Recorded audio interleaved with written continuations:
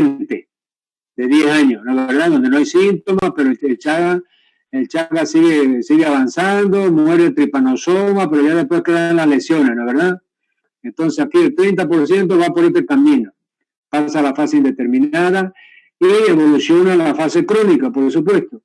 Aquí en la fase crónica ya, fíjense, tratamiento sintomático. Aquí ya no hay curación. En esta secuela ya el paciente es mejorando la calidad de vida, ¿no? Se le hace un tratamiento sintomático, hay que operarlo del colon, operarlo del esófago, como habíamos visto, ¿no es verdad? Y entonces va a mejorar su estreñimiento crónico, va a mejorar que pueda tragar mejor un poco, y esto puede sobrevivir de 5 a 10 años de estos pacientes con tratamiento sintomático y con cirugía en la fase crónica de la enfermedad. Ahora estos otros sin tratamiento van a la muerte súbita, como yo les decía, por ejemplo, en ese caso que tiene una miocardiopatía chagásica y hacen parada súbita en pacientes jóvenes. Hola. A ver, hay una paciente ahí, excitada, hay que darle un Valium, ¿eh? Bueno, entonces, esto con relación al Chaga. ¿Están escuchando bien? ¿Hay alguna interferencia? Sí, doctor, se escucha. Está bien. Bueno, perfecto. Entonces vamos a pasar a la otra diapositiva. Y ahí, fíjense, aquí está el tratamiento. Bueno, entonces, como yo les decía, aquí viene la parte más importante para ustedes con esa materia de farmacología, que es el que trata de los medicamentos y el tratamiento en el Chaga. Fíjense que las drogas que se utilizan aquí en el Chaga son dos, el Nifurtimox y el Besnidazol, ¿ya? Ambos son bastante efectivos, pero en el Chagas agudo, o sea, porque matan y destruyen el tripanosoma, ¿no es verdad? Pero fíjense que ya no funciona pues en el Chagas crónico, porque en el Chagas crónico ya el tripanosoma cruzi ya desapareció, ya están las lesiones. Entonces, si usted tiene la suerte, o el paciente tiene la suerte de que su Chagas se diagnostique en la fase aguda o en la parte temprana de la fase latente, cuando está todavía el tripanosoma en sangre, entonces, estos dos medicamentos, tanto el Nifurtimox como el Besnidazol, van a funcionar. El Nifurtimox, fíjense, será en adultos de 8 a 10 miligramos por kilo de peso por 60 días, fíjense, 2 meses prácticamente. Y en los niños se da 15 miligramos por kilo día también durante 2 meses, ¿ya? Y el Besnidazol en adultos 5 miligramos por kilo día durante 2 meses y niños de 5 a 10 miligramos por kilo día durante 2 meses también, ¿ya? Entonces, fíjense que acá el tratamiento dice que solo el único fármaco disponible para el tratamiento de la enfermedad de Chagas, tratamiento de lesión, es el Besnidazol durante 60 días. Entonces, fíjense que este autor dice de que la experiencia en el trabajo que han hecho ellos, este Besnidazol es más efectivo que este Nifurtimox, pero ambos se utilizan, como le digo yo, indistintamente. Pero hay algunas corrientes que afirman que el Besnidazol tiene mayor efectividad en esa dosis durante 60 días que los otros, ¿ya? Muy bien, vamos a ver si hay otra diapositiva. Aquí está, prevención. Entonces, fíjense que también esto es lo más importante en la parte de salud pública, es decir, cómo se controla, cómo se previene el Chagas. Entonces, habíamos visto de que para ver la prevención, toda nuestra artillería va a estar dirigida al vector. O sea, lo ideal sería acabar con las vinchucas, pero eso es imposible. Pero lo que se puede es disminuir la población de vinchucas. ¿Y cómo se va a hacer? Entonces, fíjense de que habíamos visto que las madrigueras de las vinchucas eran los techos de paja y las paredes de adobe, de barro, ¿de verdad? Entonces, la mejor forma para controlar el Chagas es mejoramiento de la vivienda. ¿Qué quiere decir? Acabar con todas esas chozas de barro y de techo de paja que hay en las zonas rurales, que es la zona más pobre de los países, de todos los países de Centroamérica y Sudamérica, ¿no? Pero para eso pues el gobierno tiene que invertir mucho dinero en programas de mejoramiento de la vivienda, que se llama. que acá en Bolivia también se han comenzado a hacer, en tiempo del MAS decían que iban a hacer 5.000 casas, qué sé yo, y hicieron 5 casas y después del resto se robaron la plata. Y así, en todos los gobiernos lo mismo. Como son presupuestos millonarios para hacer esas miles de viviendas, entonces comienzan haciendo unas cuantas y después los políticos acaban robándose la plata. Ese es el drama en Sudamérica y en Centroamérica, por eso es que no salimos de la pobreza, ¿no es verdad? Porque los casos de corrupción los tenemos todos los días. Muy bien, entonces fíjense ustedes de que si realmente queremos mejorar los índices de infestación de Chaga, es decir, tenemos que hacer un mejoramiento de la vivienda. Eso es lo básico y lo fundamental, ¿no?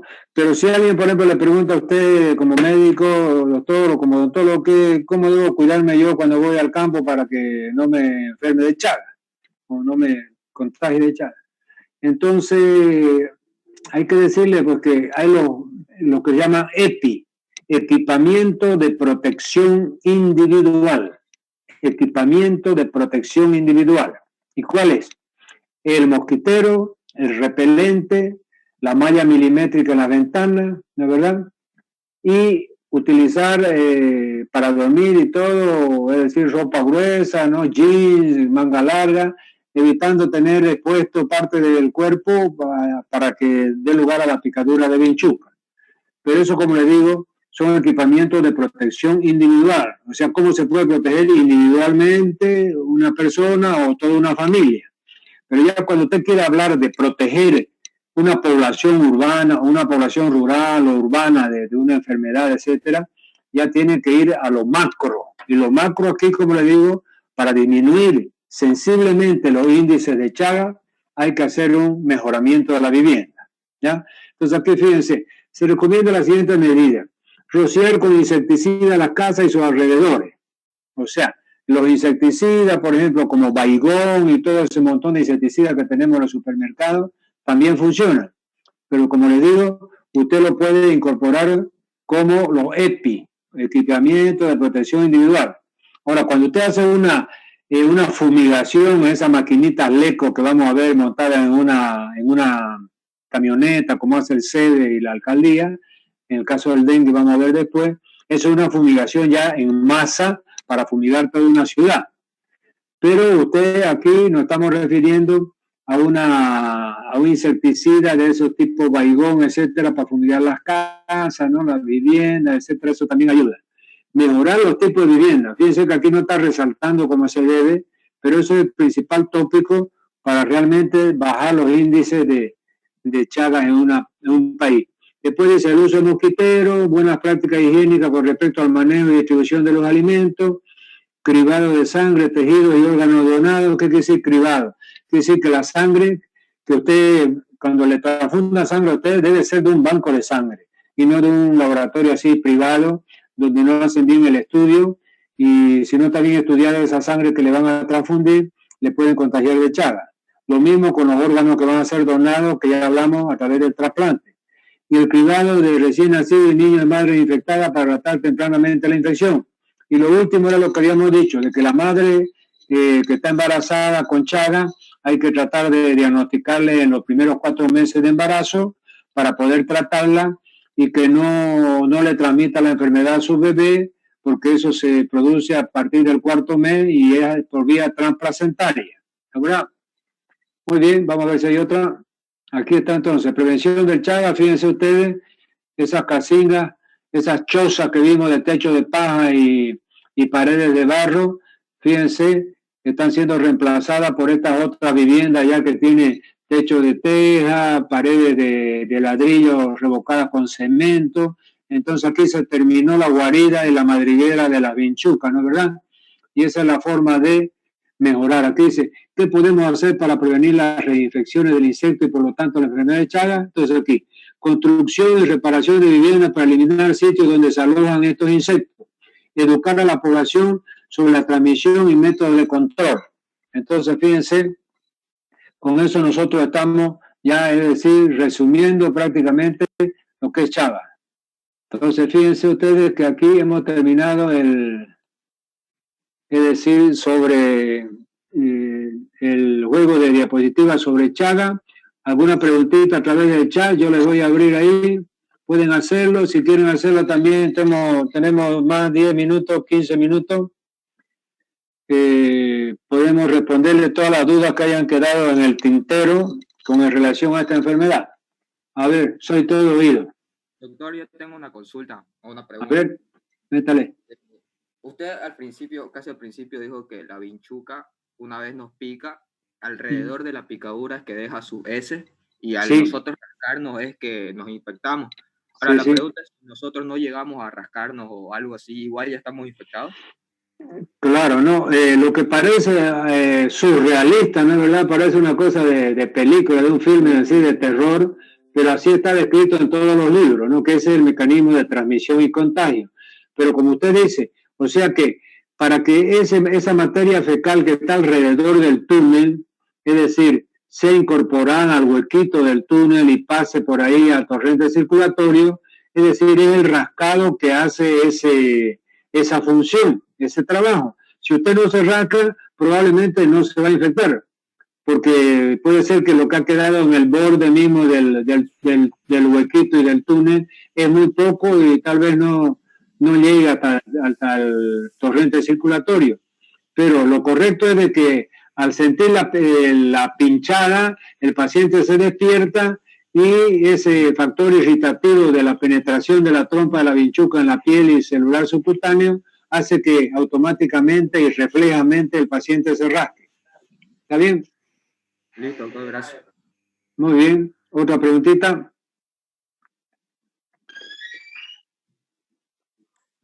Doctor, ¿cuánto tiempo dijo que dura el Chagas agudo? El Chagas agudo, alrededor de 2 meses, otros dicen que durante un mes está circulando el tripanosoma y usted tiene el tiempo de hacer el diagnóstico de Chagas agudo, ¿no es verdad? Pero si no hay el signo de Romaña, es medio difícil porque hemos visto de que no aparece, ¿no es verdad? Es decir, los síntomas son tan incipientes que no llegan a hacerse el diagnóstico. Entonces, un mes tendría de tiempo para hacer el diagnóstico en agudo. Después el tripanosoma se va a los tejidos, se esconde ahí en los tejidos y ya no está circulando en sangre, ¿ya? Unos 5 años, ya está escondido en los tejidos. Y después ya 10, 15 años, hasta 20 años, a veces que viene ya la forma crónica, ya en este momento ya no hay más tripanosoma y ha muerto. Pero usted tiene alrededor de un mes, puede ser hasta 2 meses, para encontrar tripanosoma circulando en sangre. ¿Otra pregunta?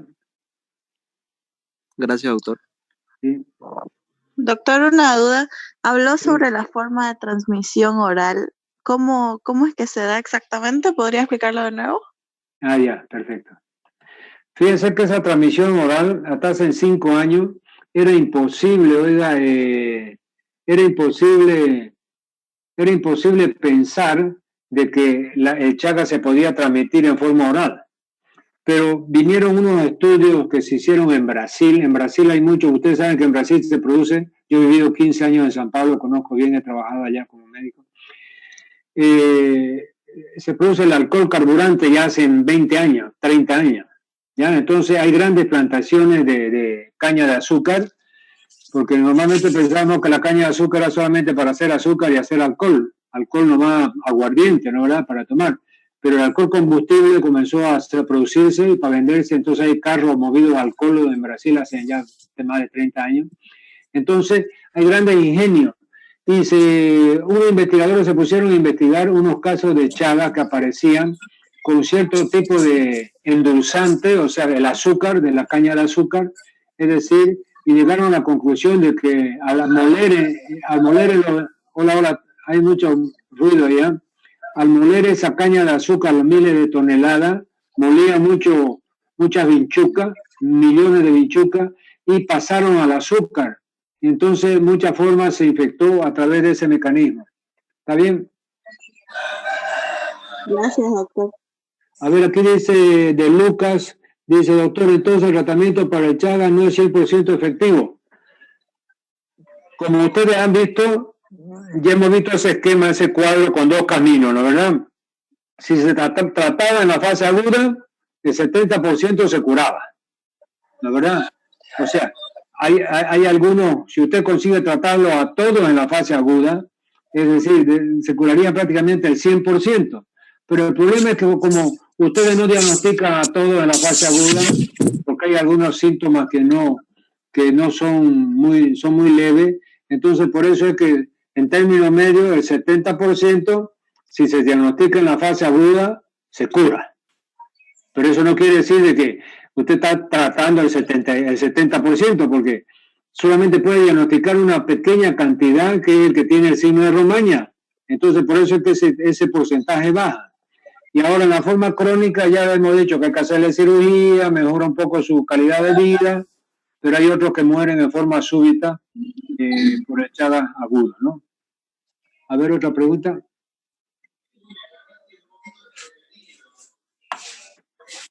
Vamos.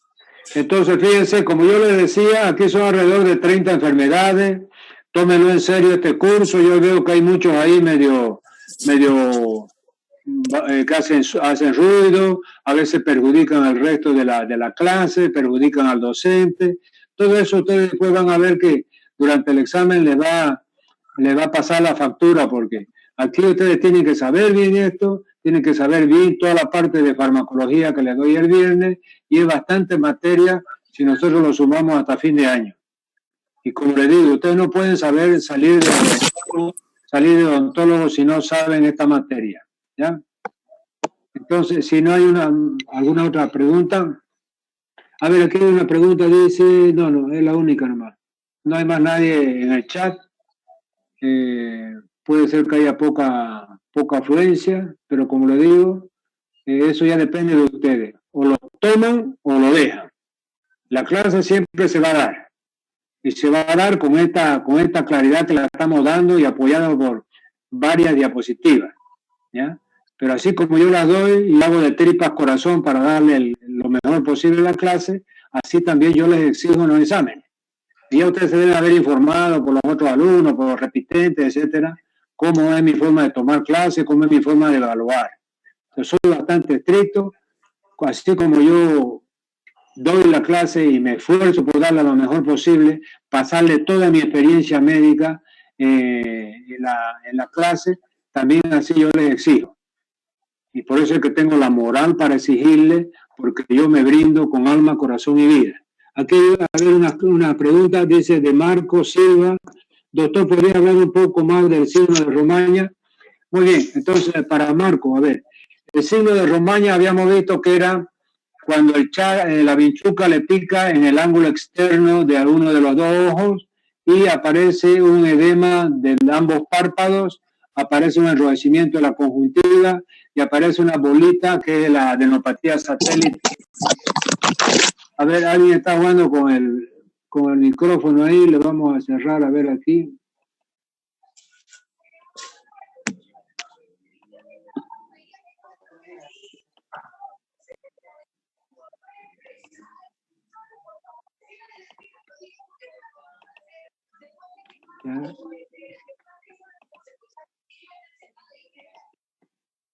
Muy bien, entonces vamos a ver de que decíamos de que el signo de Romaña entonces estaba formado por 3 elementos. 1, edema palpebral, ya es un edema bipalpebral unilateral, o sea, de los dos párpados, pero de un solo ojo, porque hay mucha casualidad ya que la bichuca vaya y le pique los dos ojos, ¿no? Puede suceder también, pero normalmente en el lugar que le picó se ve la ronchita en el ángulo externo del ojo. Se ve que los dos párpados, el ojo está casi cerrado porque están hinchados los dos párpados. Y si usted le abre los dos párpados y mira adentro, usted va a ver de que hay enrojecimiento de la conjuntiva. Eso se llama hiperemia conjuntival. Entonces, la hiperemia conjuntival más el edema palpebral más la adenopatía satélite es el trípode que sustenta el famoso signo de Romaña. Entonces, cuando está presente ese signo de Romaña, ahí el médico no puede dudar un minuto. Tiene que pedirle los análisis para confirmar el Chagas. No es el caso si pica en otro lado, si pica en la nalga, pica en la pierna, el paciente ni se ve, ni se da cuenta, o se arranca, hay una ronchita ahí, pero no se preocupa. Pero ya cuando está en el ojo, es tan evidente esa sintomatología del signo de Romaña, debe llamar la atención al mismo paciente que va al médico, y lógicamente el médico también inmediatamente, si está bien formado, tiene que detectar que se trata de un signo de Romaña y pedirle los análisis al paciente. ¿Ya? Entonces vamos a ver otro. Aidet Márquez dice, doctor, cuando una persona tiene el Chagas en 2.5 en la fase de, ¿qué quiere decir eso? Dice aquí, doctor, cuando una persona tiene el Chagas en 2.5, ¿en qué fase se encuentra? ¿Qué es ese 2.5? No entiendo. A ver si me puede acrecentar en su chat, porque no estoy entendiendo la pregunta, ¿eh? Como le digo, aquí dice Diana Garda, a ver, ¿podría volver a explicar el mecanismo de contagio, por favor? Entonces, Diana, mientras Aide, a ver, reformula su pregunta, a ver a qué se refiere, yo voy a responder a Diana. ¿Podría volver a explicar el mecanismo de contagio, por favor? Habíamos visto que en el Chaga habían 6 mecanismos de contagio. El primero es el vectorial, a través del vector, a través de la vinchuca. 80% de los casos es así. El segundo es a través de transfusiones de sangre contaminada. El tercero es a través de órganos para trasplante contaminado. El cuarto es accidental en el laboratorio. El quinto es a través de vía oral, que es el asunto del azúcar que yo les había hablado antes, ¿no, verdad? Entonces, esos son los mecanismos. ¿Está bien, Diana? Hola. Está bien, gracias, doctor. Perfecto. A ver, Aide, ¿será que Aide ya se animó a ver o rehacer su pregunta, a ver, para decirnos más o menos qué es lo que quiere, porque no entendí eso? Porque dice, doctor, cuando una persona... Doctor, sí. Es que le decía porque cuando mi madre se realizó el laboratorio le salió que tenía 2.5 en análisis de sangre. Ya, pero como le digo, ha habido que hay muchos análisis, ¿no? Es decir, en la parte cuando el parásito está vivo, para ver el parásito hay mucho gota fresca, extendido, extrude, etcétera. Eso no lo da en número. Ahora, cuando se hace la parte de inmunofluorescencia indirecta, hemoconcentración indirecta, ELISA, etcétera, ahí lo puedes dar en valores, ¿no, verdad? El valor no es tan importante como si es positivo o es negativo, ¿ya? Porque basta nomás con que ya tenga una positividad, usted tiene que hacer el tratamiento. Pero lógicamente la positividad puede indicar que es un poquito más intenso, un poquito menos intenso, ¿no, verdad? Pero como le digo, aquí nosotros nos basamos en el tipo de examen y en la época que se le hizo. Si es en la época temprana del Chaga, hay que hacer los exámenes donde se ve el parásito, ¿no? Que son el extendido, el examen, el extrude, etcétera, y ahí no hay número, es ver nomás, se ven o no se ven los parásitos. Ahora, cuando hay un Chaga tardío, ya no es el agudo, ahí sí, inmunofluorescencia indirecta da un número, hemoaglutinación indirecta otro número, el ELISA otro número. Entonces, hay que ver el método, porque cada método tiene su rango de variación. Por ejemplo, si es inmunofluorescencia, tiene un rango de 100 a 200, póngale. Si es hemoaglutinación, tiene un rango de 400 a 500. Entonces yo debería saber cuál fue de los exámenes que ya se hizo y que le dio ese valor para yo saber cómo estaba su Chaga, ¿no, verdad? Si tenía o no tenía primero. Porque primero hay que ver si tiene o no tiene. Y si tiene, bueno, qué intensidad tiene ese Chaga, ¿no, verdad? Muy bien. Ahora, dice, de los tratamientos para el Chaga ocasionan algún tipo a Luis Aldo, los tratamientos para el Chaga ocasionan algún tipo de alergia. El Besmidazol y el Nifurtimox generalmente son poco alergénicos, la verdad, pero de vez en cuando aparece algún paciente como es la norma. Usted sabe que en la distribución, es decir, en la curva de Gauss, que es la distribución de las poblaciones, siempre hay personas que están en los extremos y pueden aparecer casos de intolerancia o alergia a los medicamentos. Pero en términos generales son bien tolerados, pero en algunos puede producir algún tipo de alergia. ¿Está bien, Luis? Hola, hola. Sí, doctor, está bien. Ah, perfecto. Entonces, a ver si no hay otra preguntita, estaremos ya cerrando esta clase. Si ha quedado algo en el tintero. Sí, quería... Doctor, una preguntita. Aquí en la transmisión congénita, ¿las manifestaciones clínicas que presenta el niño son algunas especiales o específicas o son las mismas que las del adulto? Cuando nace el niño. Cuando nace el niño. Ya fíjese que de todos los embarazos, es decir, al nacer no presenta mucha sintomatología. Y a medida ya que se va desarrollando un poco el niño, comienza a aparecer la sintomatología de Chagas en el niño, ¿no? ¿Verdad? Pero hay algunos que nacen medio asintomáticos y después van apareciendo los síntomas del Chagas que pueden hacerse severos, ¿no? ¿Ya? Muy bien. ¿No hay más preguntas entonces? Ok, quedamos así entonces, ya anotado bien los horarios.